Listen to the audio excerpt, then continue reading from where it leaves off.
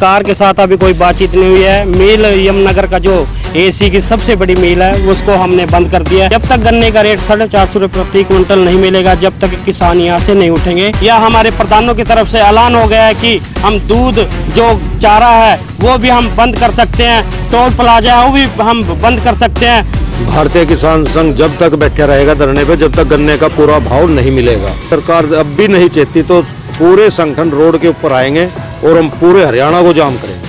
पंचायती तौर पर मुख्यमंत्री को समझाने के लिए गए थे, वो काले कोट पहनकर 29 तारीख को गोहाड़ा में अमित शाह के सामने इकट्ठे होंगे। एशिया की सबसे बड़ी चीनी मिल को किसानों ने अनिश्चित काल के लिए बंद कर दिया है, जिसके बाद चीनी मिल पूरे तरीके से ठप हो गई है। गन्ने के रेट में बढ़ोतरी की मांग को लेकर विभिन्न किसान संगठन सरकार के खिलाफ प्रदर्शन कर रहे हैं, तो वहीं अब दूध की सप्लाई पर भी रोक व टोल को फ्री करवाने की बात किसानों की तरफ से की जा रही है। यमुनानगर की सरस्वती चीनी मिल की बात करें तो मिल के बंद होने से रोजाना करोड़ों रुपए का नुकसान हो रहा है। हरियाणा में गन्ने के रेट को 362 रुपए से बढ़ाकर 450 रुपए प्रति क्विंटल करने की मांग को लेकर सभी किसान संगठन एकजुट होकर सरकार पर दबाव डालने को लेकर प्रदेश की चीनी मिलों पर ताला जड़कर अनिश्चितकाल धरने पर बैठ गए हैं और अब दूध की सप्लाई पर भी रोक लगाने व टोल को फ्री करने की बात किसानों की तरफ से की जा रही है। यमुनानगर में भारतीय किसान यूनियन लंबे समय से गन्ने के रेट में बढ़ोतरी को लेकर धरना प्रदर्शन कर रही है। ऐसे में अब गन्ने की खेती करने वाले किसान आज ट्रैक्टर ट्रॉली लेकर सरस्वती चीनी मिल यार्ड पर धरने पर बैठ गए और दिल्ली के तर्ज पर धरने को और तेज करने की बात कही। भारतीय किसान यूनियन चंदौली के डायरेक्टर मनदीप रोड छप्पर ने कहा कि सरकार से बार बार किसान मांग कर रहे हैं कि गन्ने के रेट को बढ़ाया जाए, लेकिन सरकार किसानों की बात नहीं मान रही है।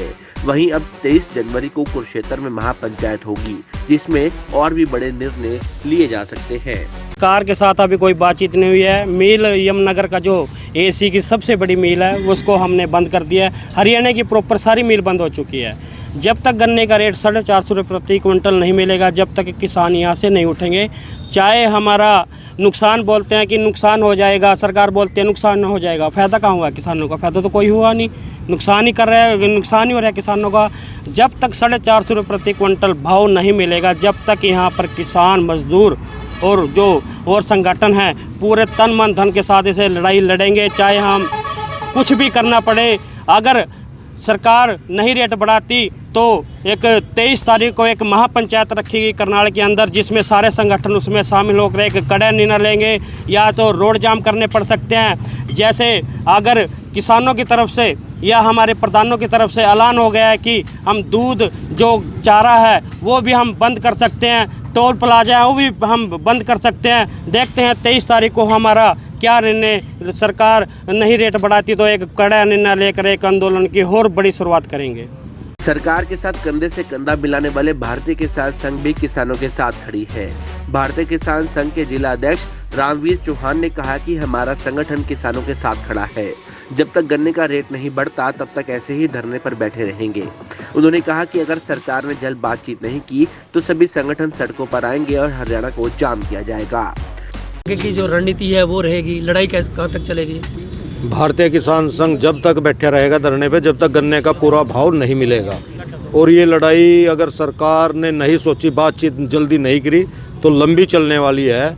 और अगर सरकार अब भी नहीं चेती तो पूरे संगठन रोड के ऊपर आएंगे और हम पूरे हरियाणा को जाम करेंगे। गन्ने के इस लड़ाई में टिकैत गुट भी किसानों के साथ धरने पर शामिल हुआ। किसान नेता ने कहा कि 26 जनवरी को जिंद में संयुक्त किसान मोर्चे की एक बैठक होनी है, जिसमें राकेश टिकैत बैठक की अध्यक्षता करेंगे।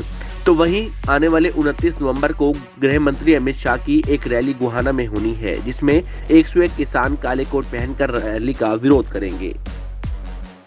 लड़ाई है, अब जीत की तरफ लड़ाई है। गन्ने की लड़ाई, हर किसान के मुद्दे की लड़ाई है और इसमें सभी संगठन किसानों की लड़ाई दिलो जान से ईमानदारी से लड़ रहे हैं। सरकार के लिए अल्टीमेटम यह है भी, अगर हमारी 26 तारीख को टारगेट है, 26 जनवरी को पूरे संयुक्त किसान मोर्चे के आदरणीय राकेश टिकैत के नेतृत्व में जींद में एक बैठक हो रही है और 29 तारीख को जो 101 किसान चंडीगढ़ में पंचायती तौर पर मुख्यमंत्री को समझाने के लिए गए थे, वो काले कोट पहनकर 29 तारीख को गोहाड़ा में अमित शाह के सामने इकट्ठे होंगे।